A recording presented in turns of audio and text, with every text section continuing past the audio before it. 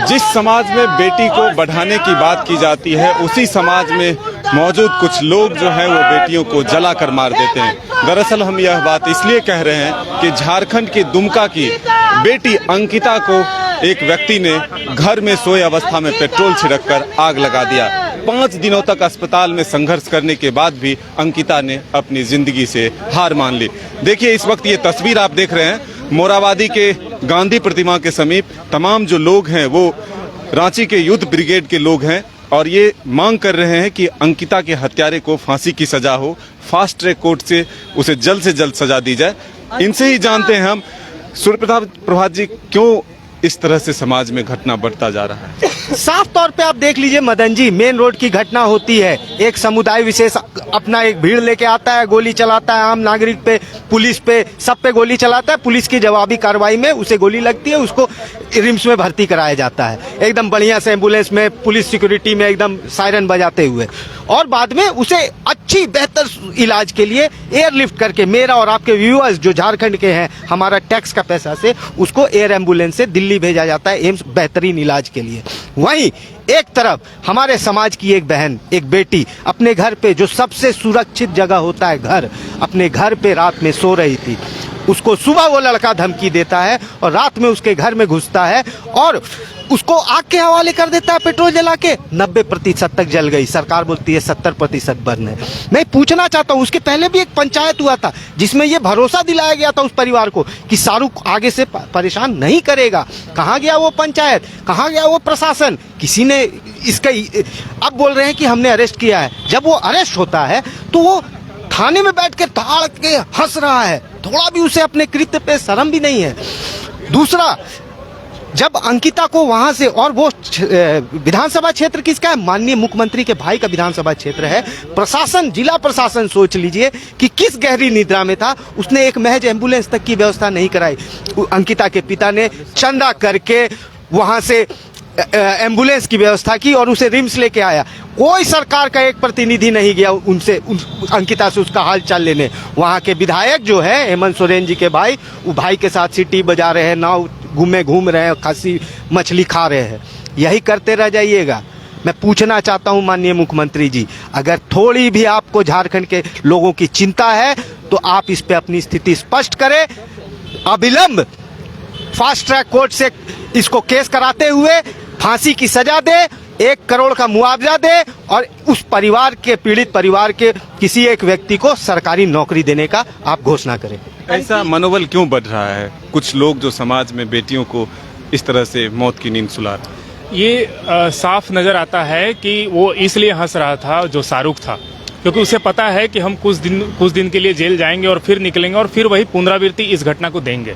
तो वही अंजाम जो झारखंड में कुछ ऐसे जो लोग हैं जो इस तरह के जो निर्मम हत्या या इस प्रकार का जो कांड करते हैं, तो उनका हौसला बुलंद होता है। अगर सरकार इस पर कड़ा निर्णय ले, कड़ा रुख अपनाए, तो आने वाले दिनों में लोग घबराएंगे, लोग डरेंगे। अगर कड़ा कानून होता तो शाहरुख का इतना हिम्मत नहीं होता कि एक थाने में घुस करके और हत्यारा जो शाहरुख है वो हंस करके जेल जाता हो। यह साफ नजर आता है कि सरकार कितना इस पर अडिग है, कितना ध्यान देती है। एक तरफ सरकार महिला सुरक्षा की बात करती है, महिला सशक्तिकरण की बात करती है, महिला दिवस पर विशेष आयोजन किया जाता है, इसी समाज के लोग तरह तरह के विशेष करते हैं। लेकिन आज अंकिता हमारे बीच में नहीं है। 10 दिन 15 दिन बीतने के बाद हम सब भूल जाएंगे, सब लोग भूल जाएंगे। लेकिन इसकी पुनरावृत्ति सरकार को भी ध्यान देने की जरूरत है और हम लोग यही डिमांड करते हैं सरकार से कि अंकिता का जिस प्रकार से निर्मम हत्या किया गया, इसकी पुनरावृत्ति फिर से इस राज्य में न हो। अंकिता को 1 करोड़ उसके परिवार को मुआवजा मिले, सरकार को देना चाहिए।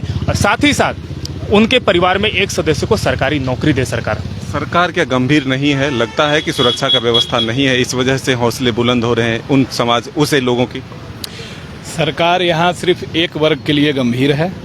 जैसे दंगाई अगर किसी पुलिस वाले को गोली मारता है तो उसको एयरलिफ्ट से, एयर विमान से ले जा करके बेहतर सुरक्षा के लिए एम्स पहुँचाया जाता है। लेकिन एक गरीब परिवार की जो महिला है उसके साथ इतनी बड़ी घटना हो जाती है और राज्य की हेमंत सरकार अपने पिकनिक पार्टी और सीटी बजाने में व्यस्त है।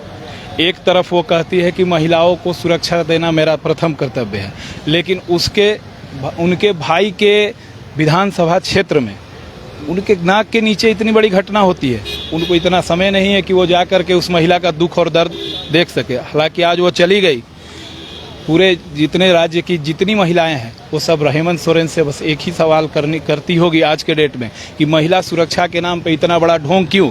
जब घर की बेटी घर में ही सुरक्षित नहीं है तो इतना बड़ा ढोंग का कारण क्या है? ये हेमंत सोरेन को देना चाहिए, राज्य की सरकार को इसका जवाब यहाँ की महिलाओं को देना चाहिए। अंकिता को इंसाफ कैसे मिलेगा? अंकिता को इंसाफ कानूनन मिलेगा। अंकिता को मुआवजा मिलना चाहिए, 100 करोड़ रुपए का मुआवजा मिलना चाहिए। उनके परिवार को एक सदस्य को नौकरी मिलना चाहिए।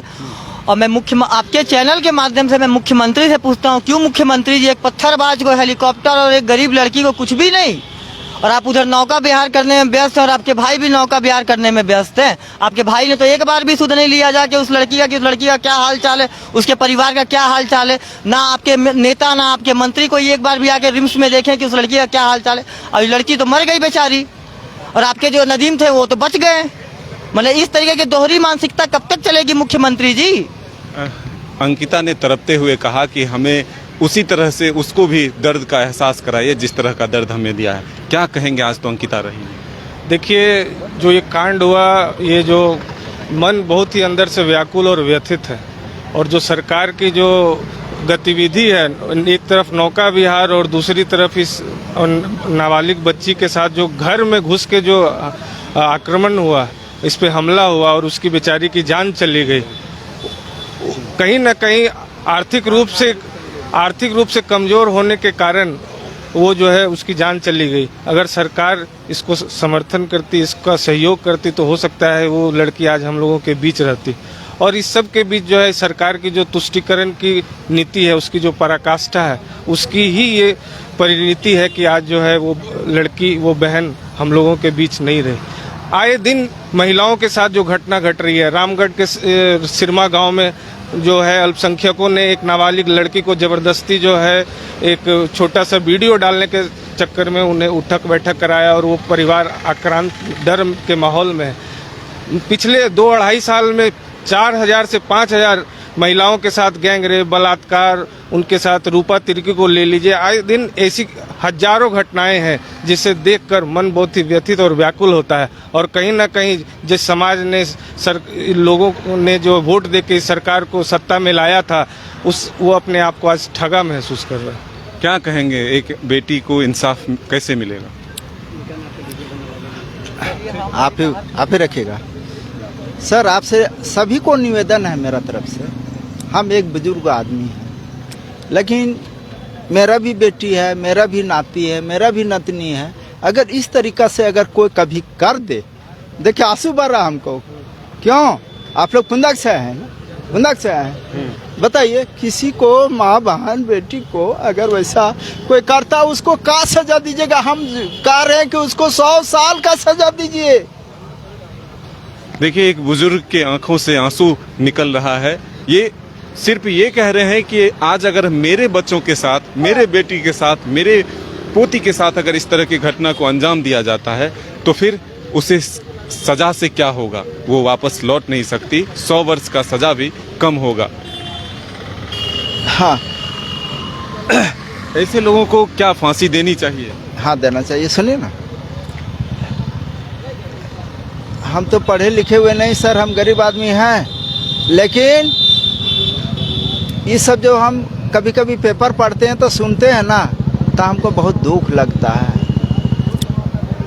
अभी रामगढ़ का नाम लिया आपने, रामगढ़ में क्या हुआ था? तो बिल्कुल हम और भी तस्वीर आपको दिखाएंगे। राजधानी रांची में इस घटना को लेकर के सिर्फ रांची ही नहीं बल्कि झारखंड के सभी जिलों में आक्रोश है, भारतवर्ष में आक्रोश है कि अगर किसी व्यक्ति के द्वारा घर में सोई हुई लड़की के ऊपर पेट्रोल छिड़क दिया जाता है और उसे मौत की नींद सुला दिया जाता है तो इससे बुरा और कुछ हो नहीं सकता। एक सभ्य समाज में लोग सुरक्षित कैसे रह सकता है। अपने सहयोगी विकास के साथ मदन सिंह, न्यूज़ बायस्कोप, रांची।